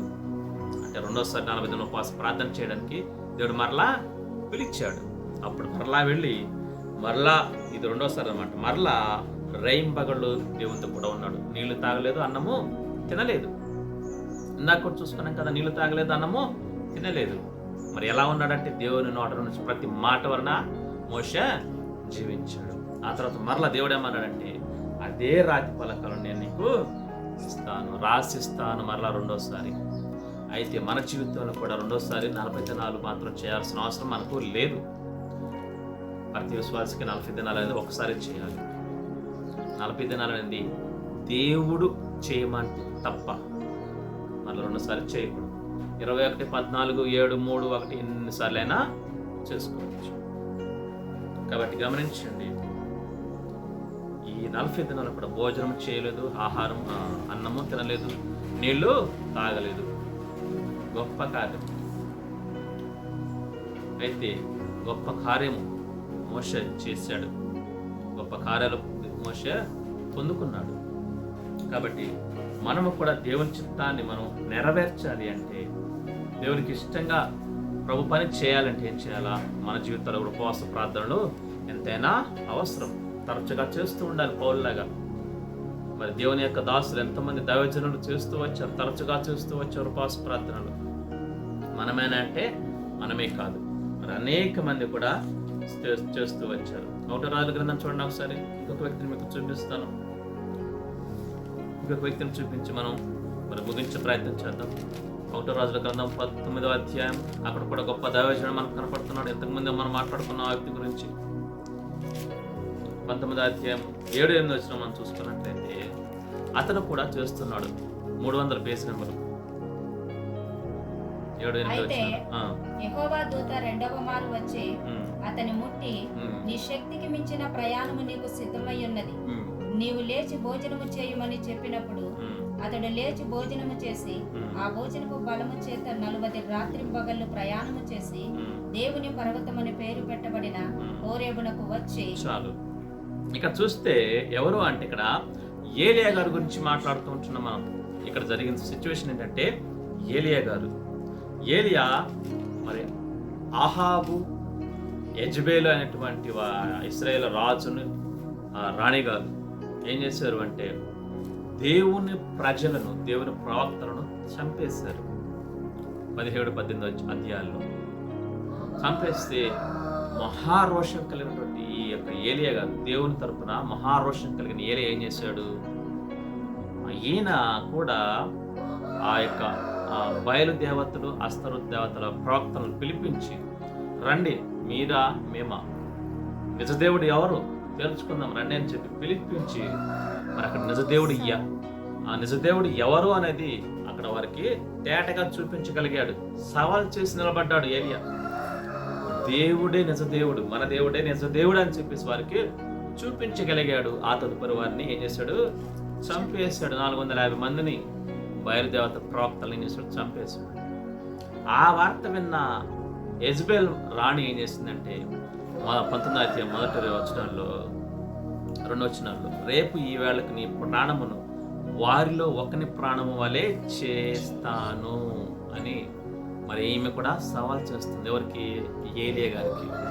నువ్వు ఎలాగైతే 450 మందిని చంపేశావు, వారిలో ఒకని వల్ల రేపు ఇదే సమయానికి నువ్వు కూడా అలాగే ఉంటావని హెచ్చరిక పంపించింది. అది విన్నటువంటి ఏలియా భయపడి ఏం చేస్తాడు, మనిషే కదా, భయపడి ఏం చేస్తాడంటే పారిపోతూ ఉంటున్నాడు. పారిపోయి ఒకనొక చెట్టు కింద పడుకున్నప్పుడు దేవుని దూత వచ్చి అతను లేపి భోజనం పెడుతుంది. తినేసి మరలా పడుకుంటాడు. మరలా కొద్దిసేపటికి వచ్చి రెండోసారి వచ్చి మనం చదవబడినటువంటి లేఖన భాగం, ఇప్పుడు చదివినటువంటి భాగం 7-8 వచనాలు, మరలా రెండోసారి వచ్చి దేవుని దూత అతనికి ఆహారం పెడుతుంది. లేచి నువ్వు తిను, భోజనం చేయి. భోజనం చేసి ఆ భోజనపు బలము చేత 40 రాత్రింపగళ్ళు, ఎట్లంట 40 రాత్రింపగళ్ళు, రాత్రి అలు పెరగకుండా ఆగకుండా 40 దినాలు రాత్రి పగలు విశ్రాంతి లేకుండా ఏం చేస్తున్నాడు? ప్రయాణం చేస్తూ ఉంటున్నాడు. అంటే ఆహారం లేదు, నీళ్లు లేవు, ఒకటే మనసులో ప్రార్థించుకుంటూ వెళ్ళిపోతూ ఉంటున్నాడు. కాలినడక అంటే ఆ రోజుల్లో ప్రయాణ సాధనాలు లేవు కాబట్టి అందులో ప్రాణ భయం చేత, మనిషి ప్రాణభయం చేతే. కానీ దేవుడు ఉద్దేశం ఏంటి? అది వేరే ఉద్దేశం. ఏదో ఏలే భయపడుతున్నాడని చెప్పేసి ఏలైనా తప్పిద్దామని కాదు అక్కడ దేవుడు చేసిన కార్యం. ఏలైనా ఆ ఇశ్రాయేల్ దేశంలోనే ఆ యెజబెల్ దగ్గర ఉంచి కాపాడలేడా? కాపాడగలడు. కానీ కారణం అది కాదు. ఎప్పుడైతే ఈ 40 దినాలు ఆహారము నీళ్లు మాని ప్రయాసపడుతూ కష్టముతో మరి ప్రార్థనతో వెళుతూ ఉంటున్నాడు, దేవునితో సహవాసం చేస్తూ వెళ్తున్నాడు. ఈ 40 దినాలు కూడా ఉపవాస ప్రార్థనే కలిగి ఉన్నాడు ఏలియా. ఎందుకు అంటే మనం అదే అధ్యాయం తర్వాత మనకు కనపడుతూ ఉంటుంది. చూడండి 14-15 వచ్చిన మనం చూస్తే చదవండి. అందుకు అతడు ఇశ్రాయేలు వారు నీ నిబంధనను త్రోసివేసి నీ బలిపీఠములను పడగొట్టి నీ ప్రవక్తలను ఖడ్గము చేత హతము చేసిరి. సైన్యములకు అధిపతియు దేవుడునగు యెహోవా కొరకు మహారోషము గలవాడనై నేను ఒకడను మాత్రమే మిగిలి ఉండగా వారు నా ప్రాణం తీసివేయుటకై చూస్తున్నారని చెప్పాను. అప్పుడు యెహోవా అతనికి సెలవిచ్చినదేమనగా నీవు మరలి అరణ్య మార్గమున దమస్కునకు పోయి దానిలో ప్రవేశించి సిరియా దేశము మీద హజాయేలునకు పట్టాభిషేకము చేయము. ఇందుకోసం ప్రభు రమ్మన్నాడు. ఏదో ఏలియా తన ప్రాణాన్ని కాపాడుకోవడం కోసం కాదు. అదే ఇశ్రాయేల్ దేశంలో ఏలియా ఉంటే దేవుడు ఎలాగైనా కాపాడగలడు. దేవునికి అసాధ్యమైనది లేదు. కారణం ఏంటంటే ఈ 40 దినాలు గొప్ప కార్యం కోసం సిద్ధపరుస్తున్నాడు ఏలియాని. అవునా కదా? 40 దినాలు ఉపవాసం ఉండి ప్రార్థన చేయగా దేవుడు ఏం చేస్తున్నాడు? హజాయేలునకు సిరియా దేశం అంటే అన్య దేశం అంటే ఇశ్రాయేల్ దేశం కాదది, అన్యుల దేశం అంటే సిరియా మీద హజాయేలునకు పట్టాభిషేకం చేయమని దేవుడు ఏం చేస్తున్నాడు? ఏలియా గారిని పంపిస్తున్నాడు. ఆ గొప్ప కార్యం కోసము మరి ఈయన 40 దినాలు ఉపవాసం ఉండి ప్రార్థిస్తూ వచ్చాడు. ఒక వ్యక్తికి పట్టాభిషేకం చేయటం అంటే గొప్ప కార్యం కదా? గొప్ప కార్యమే అది. అంటే దేవుడు గొప్ప కార్యం చేయాలన్నా, గొప్ప కార్యాన్ని నీ జీవితంలో జరిగించాలన్నా, సమాజంలో జరిగించాలన్నా, నీ కుటుంబంలో జరిగించాలన్నా, నీ ప్రాంతంలో జరిగించాలన్నా ఏం ఆశిస్తున్నాడు? నీ వద్ద నుంచి ప్రార్థనను ఆశిస్తున్నాడు. అది మామూలు ప్రార్థన కాదు, ఉపవాస ప్రార్థనలో ఆశిస్తున్నాడు. ఎప్పుడైతే మనం అలా ఉపవాసంలో ప్రార్థిస్తామో మన జీవితం మారిపోతుంది, మన కుటుంబం మారిపోతుంది, మన యొక్క వంశం మారిపోతుంది, మన యొక్క ప్రాంతం కూడా మారిపోతుంది. అంతేకాదు, నువ్వు దేవునికి ఇష్టంగా ఉన్నట్లయితే నువ్వు అడుగుపెట్టిన ప్రతి స్థలం నీ వలన దీవించబడుతుంది. మనం ఆశపడితే కూడా అదే కదా. దైవజనులు మన స్థలానికి రావాలని, మన ప్రాంతానికి రావాలని, మన యొక్క మందిరంలోకి అడుగు పెట్టాలని ఆశపడుతున్నాం లేదా? అవునే కదా? దైవజనులు మన మందిరంలోనికి, మన స్థలానికి వస్తే ప్రాంతం ఇచ్చేయబడుతుంది, ఆశీర్వదించబడుతుంది. అందుకే దేవుడు చెప్పాడు యెహోషువతో, నువ్వు అడుగుపట్టి ప్రతి స్థలాన్ని నేను నీకు ఇస్తాను. అది ఆశీర్వాదం కదా? ఆశీర్వాదమే. కాబట్టి నీ వలన నీ ప్రాంతము, నీ కుటుంబము, నీ బంధువులు ఎవరైనా సరే నీ వలన దీవించబడాలి. అలా దీవించబడాలి అంటే మనం ఉపవాస ప్రార్థనలో కంటిన్యూస్గా చేస్తూనే ఉండాలి. దాని వలన వారు మార్పు చెందుతారు, వారిలో మార్పు వస్తుంది, వారు కూడా ప్రభు సన్నిధికి రావడానికి అవకాశం ఉంటుంది. నిన్ను బట్టి వారు మారుతారు, నిన్ను బట్టి వారు ప్రభు సన్నిధికి వస్తారు. నువ్వు ప్రత్యేకంగా స్వార్థ చెప్పక్కర్లేదు. అవునా కదా? ప్రత్యేకంగా స్వార్థే చెప్పక్కర్లా, అయితే చెప్పాలి, అది మన బాధ్యత. చెప్పకపోయినా సరే నిన్ను చూసి వారు ఏం చేస్తారు? ఆశపడతారు. నువ్వు ఎంత మంచిగా ఎలా ఉన్నావు, నువ్వు ఎంత చక్కగా ఎలా ఉన్నావు, ఎంత ముందరా లేవే, చక్కగా దీవించబడ్డావు, చేసేది ఒక పని అయినా ఆ పని కూడా అప్పుడప్పుడు మానేస్తున్నావు, అయినా సరే నువ్వు ఇంతగా ఎలా ఉంటున్నావు, ఇంత సమాధానంగా ఎలా ఉంటున్నావు, ఇంత సంతోషంగా ఎలా, ఇవన్నీ కూడా వారికి ఆశ్చర్యం అనిపిస్తాయి. వారు కూడా ఆశపడతారు, నేను కూడా నీలాగా మారాలి, ఏం చేయాలని అడుగుతారు, వాళ్ళే అడుగుతారు. అప్పుడు నువ్వు స్వార్థ చెప్పే అవకాశం వారికి దేవుడే కల్పిస్తాడు. నాతో పాటు ప్రభు సన్నిధికి రా, అక్కడ దేవుడు నాతో మాట్లాడు. అక్కడ ఎప్పుడైతే నేను చర్చికి వెళ్తున్నానో, ప్రభుకి అప్పగించబడ్డానో, ఆ తదుపరి దేవుడు నా జీవితంలో ఈ మార్పు తెచ్చాడని నీ జీవితమే వారికి ఏమవుతుంది? మంచి సాక్ష్యం అవుతుంది. అదే సువార్త అవుతుంది. కాబట్టి మనం కూడా ఈ గొప్ప కార్యాలు మనం చేయాలన్నా, ఈ గొప్ప కార్యాలు మన జీవితంలో ఇతరులు చూడాలన్నా మనం ఏం చేయాలా? 40 దినాల ఉపవాస ప్రార్థన, 21, 44, 7 ఇవన్నీ కూడా మనం క్రమంగా చేస్తూ రావాలి. ఇది మనకొక పద్ధతి. కాబట్టి తర్వాత ఇంకొక వచ్చిన చూస్తున్నట్లయితే ఇక్కడ హజాయేలునకు అభిషేకం చేయడానికి ఏలీ గారిని పంపిస్తున్నాడు. దైవజనుడైన ఏలీ గారు ఇశ్రాయేల్ దేశం నుంచి సిరియా దేశానికి వచ్చాడు. అక్కడ రావడం వలన ఆ ప్రాంతం దీవించబడుతుందా లేదా? దీవించబడుతుంది. అంతకుముందు రాజును తీసివేసి దేవుడు ఏమంటున్నాడు? హజాయేలును పట్టాభిషేకం చేయమంటున్నాడు. అంటే ఏంటి అర్థం? ఈ హజాయేలు దేవునికి ఇష్టంగా ఉన్నాడు కాబట్టి ఈయన ద్వారా ఆ ప్రాంతాన్ని దీవించాలని ఆశపడుతున్నాడు. తర్వాత చూడండి, తర్వాత వచ్చిన మనకు మరలా కనపడుతుంది. అదొకటేనంటే అదొకటే కాదు. తర్వాత 16 ఇశ్రాయేలు వారి మీద నింషి కుమారుడైన యెహూకు పట్టాభిషేకము చేయు. చూడండి, మరలా ఇశ్రాయేలు రాజ్యం మీద నింషి కుమారుడైన యెహూకు కూడా పట్టాభిషేకం చేయని ఎవరు చెప్తున్నాడు? ఏలియాకి చెప్తున్నాడు. దేవుడు ఏలియాకి చెప్తున్నాడు. ఇప్పుడు ఇందాక ఎవరికి చెప్పాడు? సిరియా దేశం మీద హజాయేలునకు పట్టాభిషేకం చేయమన్నాడు. అంటే పట్టాభిషేకం అంటే ఏంటి అర్థం? వారిని అభిషేకించినట్లు, వారే రాజు అని. ఇక్కడ ఇశ్రాయేల్ దేశం మీద, ఇప్పుడు ఇశ్రాయేల్ దేశంలో ఎవరున్నారు రాజుగా? ఆహాబు ఉన్నాడు. ఆహాబు భార్య అయినటువంటి యెజబెల్ పరిపాలిస్తుంది. దేవునికి వ్యతిరేకంగా దేవుని ప్రజలను చంపేస్తుంది. అవునా కదా? ఇక్కడ ఏలియా గారు ఏం చేస్తున్నాడు? ఈ యొక్క యెహూని పట్టాభిషేకం చేస్తున్నాడు. దేవుడు చెప్పాడు. అంటే అర్థం ఏంటి? యెజబెలు ఆ యొక్క ఆహాబుని మరి ఆ యొక్క అధికారం తొలగించేసి ఈ యెహూని దేవుడు ఎన్నుకున్నాడు. ఆ యెహూకి ఈ ఏలియా గారి ద్వారా పట్టాభిషేకం జరిగిస్తున్నాడు. అభిషేకం నూనె మీద తలపోసి అభిషేకిస్తారన్నమాట. అది ఇక్కడ చేస్తున్నాడు. ఎప్పుడు 40 దినాల ఉపవాసం ప్రార్థన చేసినప్పుడు ఈ గొప్ప కార్యాలు ఏలియా చేస్తున్నాడు. ఆ తర్వాత చూడండి 18 నుంచి మనం చూస్తే, ఇప్పుడు ఆ ఇశ్రాయేల్ దేశం మీద యెహోవాకి పట్టాభిషేకం చేశాడు. ఆ తర్వాత సిరియా దేశం మీద హజాయేలుకి కూడా పట్టాభిషేకం చేశాడు. మరలా మూడో వ్యక్తి, ఇంకొక వ్యక్తిని కూడా మనకు కనపడుతుంది 18 నుంచి 21 వరకు. అయినను ఇశ్రాయేలు వారిలో బయలునకు మోకాళ్ళునకయు నోటితో వాని ముద్దు పెట్టుకొనకయు నుండు 7,000 మంది నాకింకను మిగిలియుందురు. ఏలియా అచ్చటి నుండి పోయిన తర్వాత అతనికి షాపాతు కుమారుడైన ఎలీషా కనబడెను. అతడు తన ముందరనున్న 12 అరకల ఎడ్ల చేత దున్నించుచు 12వ అరక తాను తోలుచుండెను. ఏలియా అతని చెరబోయి తన దుప్పటి అతని మీద వేయగా అతడు ఎడ్లను విడిచి ఏలియా వెంట పరిగెత్తి, నేను పోయి నా తల్లిదండ్రులకు ముద్దు పెట్టుకొని తిరిగి వచ్చి నిన్ను వెంబడించదనని చెప్పి అతనిని సెలవడుగగా అతడు పోయి రమ్ము, నా వలన నీకు నిర్బంధము లేదని చెప్పాను. అందుకతడు అతనిని విడిచి వెళ్ళి కాడి ఎడ్లను తీసి వధించి వాటి మాంసమును ఒర్తినొకల చేత వంట చేసి జనులకు వడ్డించాను. వారు భోజనము చేసిన తరువాత అతడు లేచి ఏలియా వెంబడి వెళ్ళి అతనికి ఉపచారము చేయుచుండెను. చూడండి, ఇక్కడ మొదటిగా హజాయేలును పట్టాభిషేకం చేశాడు ఏలియా.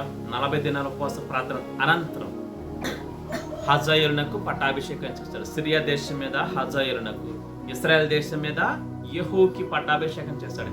ఇప్పుడు మూడవదిగా ఎలీషాకు పట్టాభిషేకం చేస్తున్నాడు. ఈ ఎలీషా ఎవరంటే దైవజనుడిగా రాబోతున్నాడు భవిష్యత్తులో. అవునే కదా? చదవబడినటువంటి వాక్య భాగం అదే మనకు అర్థమవుతుంది. సందర్భం, షాపాతు కుమారుడని ఎలీషాకు పట్టాభిషేకం చేస్తున్నాడు, అభిషేకం చేస్తున్నాడు ఏలియా. ఈ గొప్ప 3 పనుల కోసమే ఏలియాని 40 దినాల ఉపవాస ప్రార్థన చేయించాడు దేవుడు. మన జీవితంలో కూడా గొప్ప గొప్ప కార్యాలు చేయించడానికి 40 దినాల ఉపవాస ప్రార్థన దేవుడు ఆశిస్తూ ఉన్నాడు. అర్థమవుతుందా? చెప్పిన వారికి ఇదే సంబంధాన్ని చెప్పండి. గొప్ప కార్యాలు మా ద్వారా దేవుడు త్వరలో జరిగించిపోతున్నాడు. ఉన్న శాపాలు, పాపాలు, అపరాధాలన్నీ తొలగించి వేసి గొప్ప కార్యాలు చేయబోతున్నాడు. అవి మీరు చూస్తారు భవిష్యత్తులో అని చెప్పటమే అదే విశ్వాసం. ఇక్కడ 40 దినాల ఉపవాస ప్రార్థన చేసిన తర్వాత ఏలియాకి గొప్ప కార్యాలు 3 కదా, ఇశ్రాయేల్ దేశం మీద యెహోకి, మరి సిరియా దేశం మీద హజాయేలుకు, దేవుని జనాంగం మీద ప్రవక్తగా ఎలీషా అభిషేకం చేస్తున్నాడు. ఎలీషా గొప్ప ధనవంతుడు తెలుసా? ఎలీషా గొప్ప ధనవంతుడు. ఇక్కడ ఉంది అక్కడ ఆ మాట. ఏమలా 12 అరకలు అంటే మాటలు కాదు. పూర్వకాలంలో ట్రాక్టర్లు లేవు కాబట్టి ఎడ్ల చేత అరకలు దున్నేవాళ్ళు, నాగల చేత. ఎలీషా ఎప్పుడైతే 40 దినాల కోసం ప్రార్థన చేశాడో సిరియా దేశం మీద హజాయేలును, తర్వాత ఇశ్రాయేల్ దేశం మీద యెహోకు అభిషేకం చేశాడు.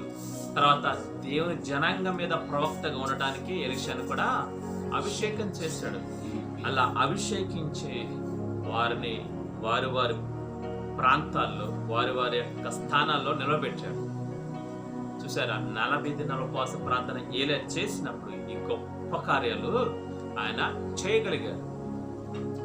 2 దేశాల మీద దేవుని జనాంగం మీద వారు 3 అభిషేకించాడు.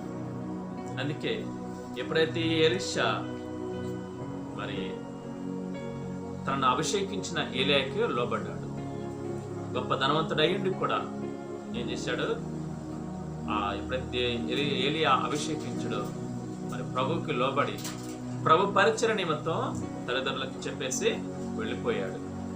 వెళ్ళిపోయి ఏలియాకు పరిచర్య చేశాడు. ఏలియాతో దేవుని పరిచర్యలో పాల్పొందాడు. ఏలియాకి పరిచర్య చేయటం అంటే అర్థం ఏంటి? దేవుని దైవజనుని యొద్ద మరి ఆ పరిచర్య చేయటం నేర్చుకుంటున్నప్పుడు ఎప్పుడైతే ఏలియా మరి ఆరోహణమై ప్రభు సన్నిధికి వెళ్ళిపోతూ ఉంటున్నాడు, ప్రభు దగ్గరికి వెళ్ళిపోతూ ఉంటున్నాడు, అప్పుడు గొప్ప మహిమను అడుగుతుంటున్నాడు. నీ మీద ఉన్న మహిమను నాకు 2 పాళ్ళు దయచేయమని అడుగుతాడు. అలాగే పొందుకొని ఏలియా గారు 12 అద్భుతాలు చేస్తే ఎలీషా ఏం చేశాడు? ఇప్పుడే చెప్పాను కదా, ఏం చేశాడు? రెట్టింపు అభిషేకం, రెట్టింప మహిమ అంటే అద్భుతాలు కూడా రెట్టింపే. 24 చేశాడు ఎలీషా. ఏలియా కంటే రెట్టింపు అభిషేకం పొందుకున్నాడు ఎవరు? ఎలీషా. ఏలియా కంటే గొప్ప రెట్టింపు మహిమను పొందుకున్నాడు ఎలీషా. అందుకే ఏలియా 12 అద్భుతాలు చేస్తే ఎలీషా 24 అద్భుతాలు చేశాడు. చనిపోయిన తర్వాత కూడా 24 అద్భుతం జరిగింది. తెలుసా మీకు ఆ విషయం? చనిపోయిన సంవత్సరానికి కూడా ఎలీషా పేరు కింద జరిగింది. తెలుసా మీకు? చూపించమంటారా? ఎలాగంటే ఎలీషా చనిపోయిన తర్వాత ఎలీషాని మరి సమాధిలో ఉంచిన తర్వాత ఆ ఇశ్రాయేల్ దేశం మీదకి ఆ శత్రు దేశాలు వచ్చేసి సైన్యం వచ్చేసి యుద్ధం చేస్తూ ఉంటారు ఇశ్రాయేల్తో. యుద్ధం చేస్తున్నప్పుడు యుద్ధంలో చనిపోతారు కదా సైనికులు. అలా చనిపోయినప్పుడు ఒక వ్యక్తిని తీసుకెళ్ళి ఎలీషా సమాధిలో పెడతారు. ఎలీషా సమాధిలోనే పెడతారు గొయ్యి తీసి. ఆ గొంతులో ఎలీషా ఎముకలు ఉంటాయి. సంవత్సరానికి శరీరం కూలిపోతుంది కదా, ఎలీషా ఎముకలు ఉంటాయి. ఆ ఎముకల మీద ఆ చనిపోయిన వ్యక్తిని పడుకోబెడతారు. ఆ ఎముకలకు తగలటం వలన చనిపోయిన వ్యక్తి మరలా బ్రతుకుతాడు. అది 24 అద్భుతం. చనిపోయిన తర్వాత కూడా అద్భుతం జరిగింది. చూసారా ఎంత గొప్ప కార్యం.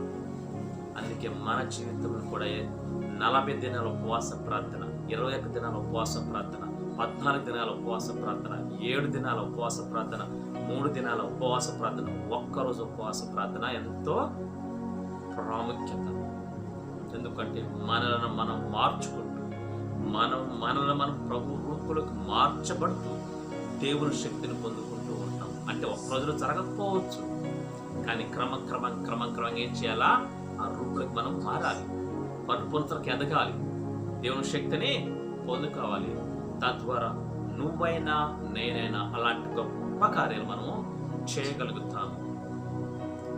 వాళ్ళంతా మనుషులే. ఏలియా ఎలీషా మనుషులు కదా? మనుషులే. అదే దేవుడు కదా ఇప్పుడు కూడా ఉన్నాడు. అదే దేవుడు ఇప్పుడు ఉన్నాడు. అయితే వాళ్ళలాగా మనం ఏం కావాలా? సమర్పణ కావాలి, త్యాగం కావాలి, అలాంటి పట్టుదల కావాలి. ఏ విషయంలో? ఆత్మీయ జీవితం విషయంలో, ప్రభుని అనుసరించే విషయంలో, ప్రభుపై ఆధారపడే విషయంలో, ప్రభు శక్తిని పొందుకునే విషయంలో, తుచ్చమైనటువంటి ఈ యొక్క లోకపు వాటి మీద కాకుండా శరీర జీవితం మీద మనసు పారేసుకోవటం కాదు, కానీ భూ సంబంధమైన వాటి మీద మనసు పెట్టుకోవద్దు అంటున్నాడు పౌలు గారు. ఎఫెసీ పత్రిక 3:1 పరలోకమందున్నట్టు పై వాటి మీద మనం ఏం చేయాలా? మన దృష్టి పెట్టాలి. అప్పుడే ఇలాంటి గొప్ప కార్యాలు మనము చేయగలుగుతాము. కాబట్టి మనము కూడా ఎప్పుడైతే నువ్వు కూడా ఇలాగా మరి అభిషేకించబడితే, అభిషేకం పొందుకుంటే, దేవుని మహిమను నువ్వు పొందుకుంటే, దేవుని పిలుపును నువ్వు పొందుకుంటే, నువ్వు కూడా గొప్ప కార్యాలు చేయగలుగుతావు. నీ కుటుంబం దీవించబడుతుంది నీ ద్వారా, నీ ప్రాంతం దీవించబడుతుంది నీ ద్వారా, నీ యొక్క బంధుమిత్రులు అందరూ దీవించబడతారు. నీ ద్వారా గొప్ప మేలులు జరుగుతాయి. కాబట్టి అలా జరగాలంటే అనుదినము ప్రభుత్వ సహవాసం మనం చేయాలి, ప్రార్థన చేయాలి, బైబిల్ ధ్యానించాలి, వాక్యానుసారంగా జీవించాలి, ప్రభువుకు లోబడాలి. ప్రభువుకు ఇష్టం లేనివి ఏవైనా ఉంటే ఏం చేయాలి? వాటిని మనం ఏం చేయాలా? విడిచిపెట్టాలి. విడిచిపెట్టకుండా అలాగే ఉంచుకుంటే అది అహం అనబడుతుంది. అంటే ఏంటి? పొగరు. దేవుడు నాకు అవసరం లేదంటే పొగరు. అలా ఉండకూడదు. లోబడాలి. లోబడటం ఏంటంటే చెప్పింది చేయాలి, వినాలి, మాట్లాడొద్దు. ఉన్నది 3 అయినా 4 అయినా 10 మంది అయినా దేవుడు చూస్తున్నాడు. జాగ్రత్త. 10,000 మంది అయినా సరే, కొన్ని లక్షల కోట్ల మంది అన్న దేవుడు చూస్తాడు. నీ ఇష్టానుసారంగా ఉండొద్దు. కాబట్టి గమనించండి, మనం కూడా ఆత్మీయ జీవితంలో ఇలాగ ఉపవాస ప్రార్థన చేస్తూ ప్రభువుకు మరింత దగ్గర అవుదాం. మన జీవితం గొప్ప కార్యాలు నెరవేర్చుకుందాం. ప్రభు కృప మట్టి ప్రార్థన చేసుకుందాం. మోకరించండి. ఈ యొక్క మధ్యాహ్న సమయంలో ఇంతవరకు దేవుని యొక్క వాక్యాన్ని మనం విన్నాం కాబట్టి ప్రార్థన చేసుకుందాం.